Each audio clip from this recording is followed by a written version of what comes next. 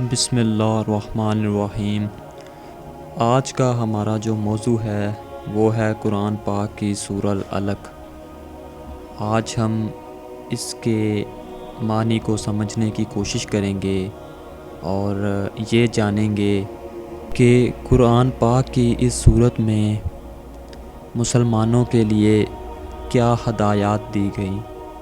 سورہ العلق کی ابتدائی 5 آیات کے بارے میں تمام مفسرین کی متفق رائے یہ ہے کہ غار حرا میں حضور صلی اللہ علیہ وآلہ وسلم پر جو پہلی وحی آئی تھی وہ ان آیات پر مشتمل تھی۔ حضرت عائشہ صدیقہ رضی اللہ تعالیٰ عنہ سے روایت ہے، یعنی کہ ایک حدیث سے معلوم ہوتا ہے کہ حضور صلی اللہ علیہ وآلہ وسلم پر وحی کی ابتدا سچے خوابوں سے ہوئی۔ رات کو آپ صلی اللہ علیہ وآلہ وسلم جو خواب دیکھتے، دن کو اس کی تعبیر ہو بہو وہی سامنے آ جاتی۔ یہی وہ زمانہ تھا جب آپ صلی اللہ علیہ وآلہ وسلم کئی راتوں تک غار حرا میں قیام فرمایا کرتے تھے، یعنی غار حرا میں آپ صلی اللہ علیہ وآلہ وسلم عبادت کیا کرتے تھے۔ غار حرا کی خلوت میں آپ صلی اللہ علیہ وسلم کی عبادت کی نوعیت کیا تھی، اس بارے میں تمام شارحین حدیث کا اجماع ہے کہ وہاں پر آپ صلی اللہ علیہ وسلم اپنا وقت غور و فکر اور سوچ و بچار میں گزارتے تھے۔ اسی زمانے میں ایک دن آپ صلی اللہ علیہ وآلہ وسلم غار حرا میں مصروف ذکر و فکر تھے کہ حضرت جبرائیل علیہ السلام آئے اور آپ صلی اللہ علیہ وآلہ وسلم سے کہا اقرا کہ پڑھیے۔ آپ صلی اللہ علیہ وسلم نے فرمایا کہ میں تو پڑھا ہوا نہیں ہوں۔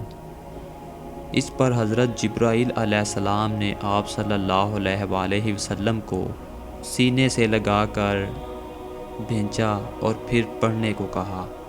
آپ صلی اللہ علیہ وسلم نے پھر فرمایا کہ میں تو پڑھا ہوا نہیں ہوں۔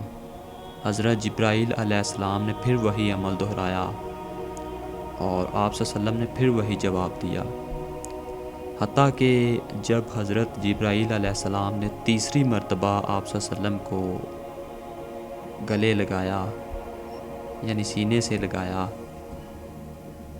تو اس کے بعد فرمایا اقرا بسم ربک الذی خلق، تو یہ مذکورہ آیات آپ صلی اللہ علیہ وسلم کی زبان مبارک پر جاری ہو گئی۔ اس وحی کے نزول کے وقت حضرت جبرائیل علیہ السلام آپ صلی اللہ علیہ وسلم کے پاس سونے کی ایک تختی لے کر آئے تھے جس پر یہ آیات لکھی ہوئی تھی۔ اس وحی کی ایک خصوصیت یہ بھی تھی کہ اس موقع پر حضرت جبرائیل علیہ السلام آپ صلی اللہ علیہ وسلم کے پاس اپنی اصلی ملکی شکل میں آئے تھے۔ اس وقت اگرچہ آپ صلی اللہ علیہ وسلم نیم بیداری اور نیم خوابیدگی کی کیفیت میں تھے، لیکن آپ صلی اللہ علیہ وآلہ وسلم نے حضرت جبرائیل کو ان کی اصلی شکل میں دیکھا تھا۔ اقرا بسم ربک الذی خلق، خلق الانسان من علق، اقرا وربک الاکرم الذی علم بالقلم، علم الانسان ما لم یعلم۔ پڑھو اپنے رب کے نام کے ساتھ جس نے پیدا کیا، جمے ہوئے خون کے ایک لوتھڑے سے انسان کی تخلیق کی۔ پڑھو اور تمہارا رب بڑا کریم ہے جس نے قلم کے ذریعے سے علم سکھایا، انسان کو وہ علم دیا جسے وہ نہ جانتا تھا۔ اس وحی کو لے کر حضور صلی اللہ علیہ وآلہ وسلم واپس آئے اور حال یہ تھا کہ آپ کانپ رہے تھے۔ آپ حضرت خدیجہ رضی اللہ تعالیٰ عنہ کے پاس پہنچے اور ان سے کہا مجھے چادر اوڑھو، مجھے چادر اوڑھو، تو انہوں نے آپ صلی اللہ علیہ وسلم کو چادر اوڑھ دی، یہاں تک کہ آپ کا خوف دور ہوا۔ پھر آپ نے حضرت خدیجہ رضی اللہ تعالیٰ عنہ سے کہا مجھے کیا ہو گیا ہے، اور پھر آپ نے ان کو پورا جو واقعہ تھا وہ سنایا اور کہا کہ میں ڈر گیا تھا کہ میری جان ہی نہ چلی جائے۔ تو اس پر حضرت ختیجہ رضی اللہ تعالیٰ عنہ نے کہا کہ ایسا ہرگز نہیں ہو سکتا، میں آپ کو خوشخبری دیتی ہوں، خدا کی قسم اللہ کبھی بھی آپ کو بے سہارا نہ چھوڑے گا۔ آپ تو صلہ رحمی کرتے ہیں، کمزوروں کی مدد کرتے ہیں، سچ بولتے ہیں، مہمان نوازی کرتے ہیں، حق کی بات میں لوگوں کی مدد کرتے ہیں۔ پھر حضرت ختیجہ رضی اللہ تعالیٰ عنہ آپ صلی اللہ علیہ وسلم کو اپنے چچا زاد بھائی ورقہ بن نوفل کے پاس لے گئیں۔ ورقہ زمانہ جاہلیت میں عیسائی ہو گئے تھے۔ اس وقت وہ بہت بوڑھے اور نابینا تھے۔ حضرت ختیجہ رضی اللہ تعالیٰ عنہ نے ان سے کہا کہ اپنے بھتیجے کا حال سنیے۔ ورقہ نے کہا، بھتیجے تمہیں کیا نظر آیا؟ تو رسول اللہ صلی اللہ علیہ وآلہ وسلم کو جو کچھ نظر آیا تھا آپ صلی اللہ علیہ وسلم نے بیان فرما دیا۔ اس پر ورقہ نے کہا، یہ تو وہی فرشتہ ہے جو حضرت موسیٰ علیہ السلام پر نازل ہوا تھا۔